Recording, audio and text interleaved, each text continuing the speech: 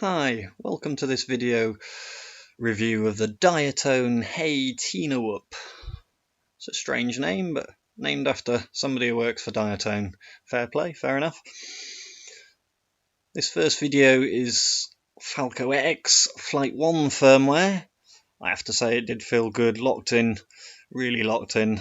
You can understand how people are winning races with the FlightOne firmware. It really does feel racy and good. High I-gain locked in feel. A bit how BetaFlight's gone with 4.1, but onto that later. I couldn't really get my rates set right with the FlightOne firmware though for a mix of sort of racy and freestyly rates. I like a fairly linear rate with not too much expo or super rate. The FlightOne's Acro Plus, which was equivalent to BetaFlight super rate, well, every time you increased it, it increased feed forward as well. It was a mix of feed forward and a type of super rate as well, I think. So you just had to use mainly normal expo to get it to feel right. And their rate calculator wasn't right either to convert rates from BetaFlight to FlightOne. Couldn't find my rates at all. I know I could have played more, but every time I went into the OSD settings in the FalcoX firmware, the motors started to heat up, which I really thought the voltage should have been turned off for the motors if you're in the OSD settings, but it didn't look like it was. So yeah, that was one of the main reasons I flashed to BetaFlight. Not because Diatone was strongly suggesting it or anything, because you could easily disarm before it started to flip out and auto Cooper mode in the grass. But yeah, really impressed with the FlightOne firmware on the whole, and really impressed with the Tina Whoop. This is the BetaFlight firmware now. I couldn't upload the characters and OSD font properly to the OSD chip. As you can see, the symbols are all messed up. No proper volts or time or milliamps drawn symbol or RSSI symbol for that matter. All very weird, although they are there when you go into the BetaFlight settings.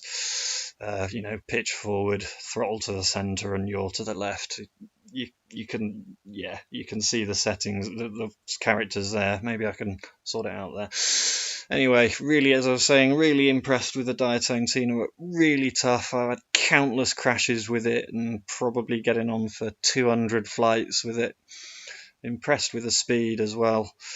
I've got the 2S version with a 12,000 kV 2S motors, and when you punch out, it really does punch out. It probably need to adjust TPA even a little bit more, because it seems a bit of wobble at the top full throttle. In these videos I hardly get full throttle for you to see, but it is there.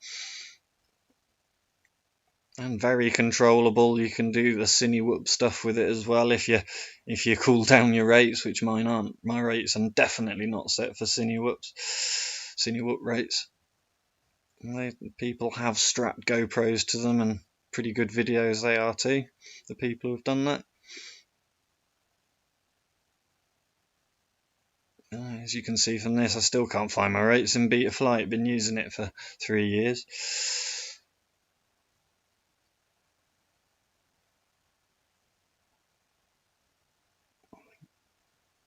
Just trying to spot a point where I get it up to full throttle. This is nowhere near full throttle around there.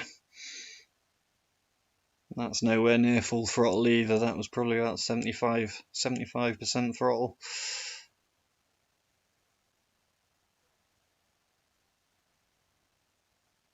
I haven't got the RPM filter running on it yet. It's still just the BL Heli 16.7 firmware on this at the minute, but I probably will flash to the JESC firmware, seeing as that's the most stable and reliable out of Jazz Maverick and JESC.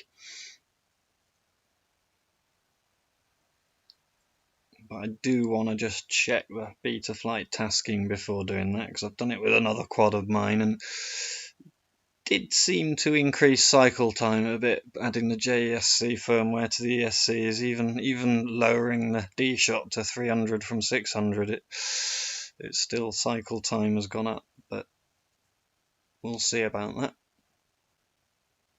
Flight time with these things, not great. You do get a lot of battery sag when you go to full throttle, but as you can see, battery to flight time not too bad with a 550 milliamp.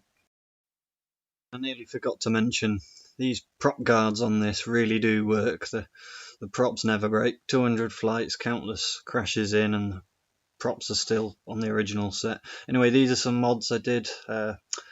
VTX antenna saver there on top.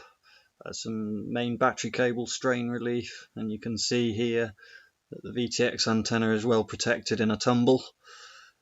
And also on the bottom plate there, you need some extra protection for the main board because it's really open and right there. So I cut out about a 6mm thick bit of foam and stuck it on the bottom there. But anyway, thank you very much for watching. Hope to see you soon.